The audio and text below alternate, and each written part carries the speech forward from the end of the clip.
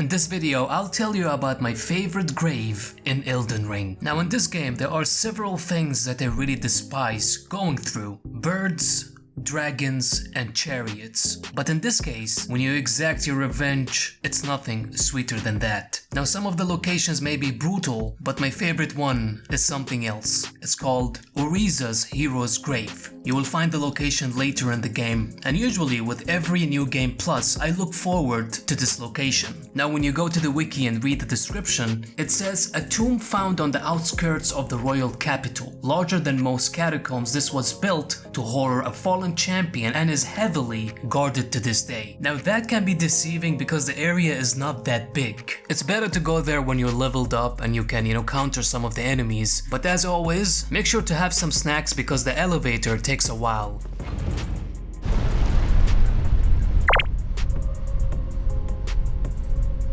When you get down, you get to the grace, and right in front of you, if you have a stone word key, you will get a really cool weapon, but be careful, there is a trap.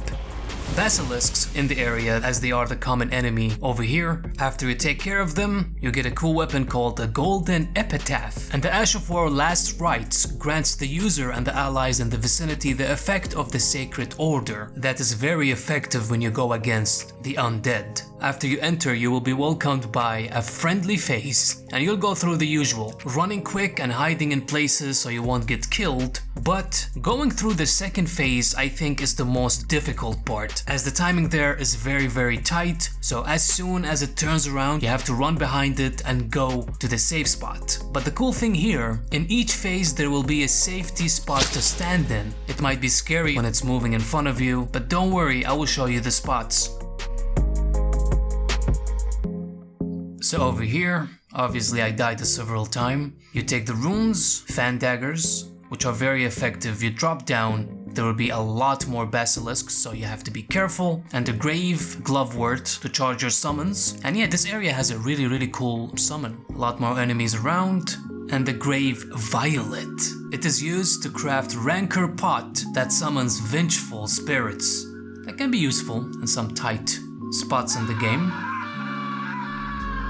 To be able to craft it, you need to go to the Tombsward Catacombs and find the Nomadic Warrior's Cookbook. There will be an imp statue barrier, so using a stoneward key, you would get the cookbook. Also, you want to see something cool? Watch this.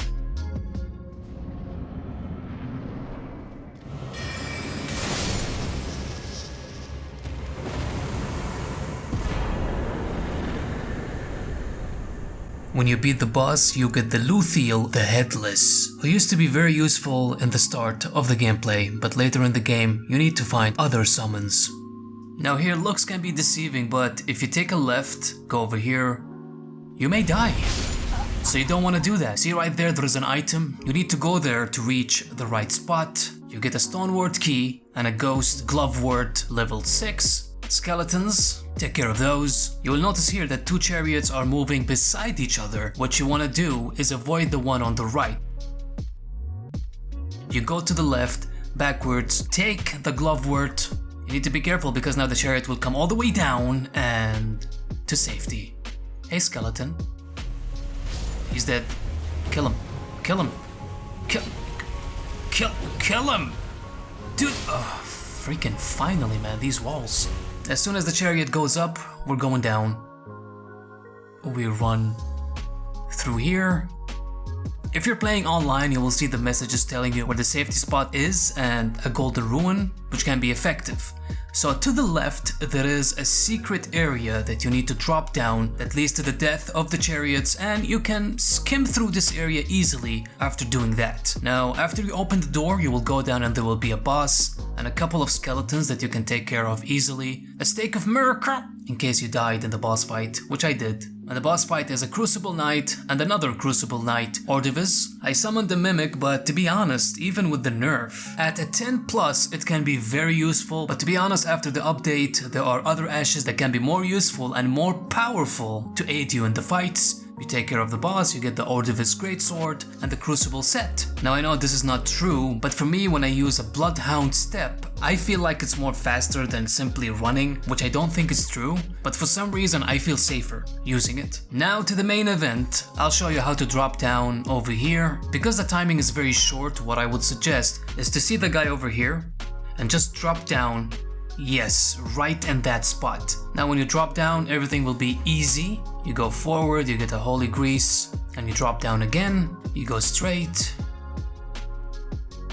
But there will be more bassies to take care of. Oh my, this guy didn't die. Okay. Use a Greatsword. Come on. Yes. Be careful not to die. You take care of them. Man, I missed all my shots. Okay, finally. You take the Vulgar Militia Ashes, which I find very useful. They have the Bleed perk. You come up here, you take another Grave Violet, and in the balcony you'll get like a lot of feelings.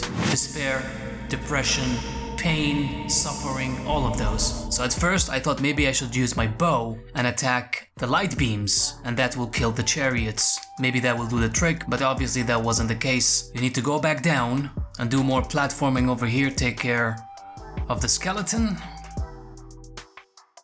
Go straight. Another violet, but chariot ahead. Now we have to go up. First we'll go to the other side. A skeleton. Take care of that. And this time we're going up.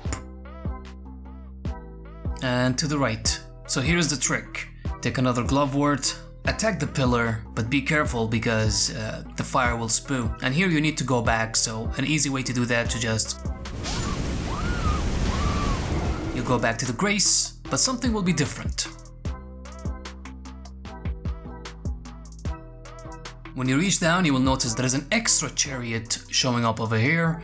They will ram each other, and you will get the Holy Crowned Ash of War and another 3 Sentinel set. And voila, no more chariots to worry about. Now we're coming back here to where the pillar was, and there will be more loot and skeletons, obviously. You take care of those, you get the Scripture Wooden Shield and mushrooms. You go down, there's a big boy that doesn't have a lot of health for some reason. I took care of him easily. And the talisman, the Crucible Feather talisman. It improves dodge rolling but increases damage taken. Now you go back up and to the right. There will be an elevator in front of you. You ride that. There's another pillar that you can attack. You continue forward and you find the Great Dragonfly Head. Actually 3 of those. That is useful to craft these items. But the moment that you take care of the chariots, man, that is so satisfying. And in each area, there's a trick to do so. It is fun to try different methods, and when you get the right result, it's always so satisfying. And here it is, everyone. I hope this video was useful to you guys. Thumbs up if you enjoyed this video. Subscribe to the channel if you're new. Until I see you in the next one. Take care, guys.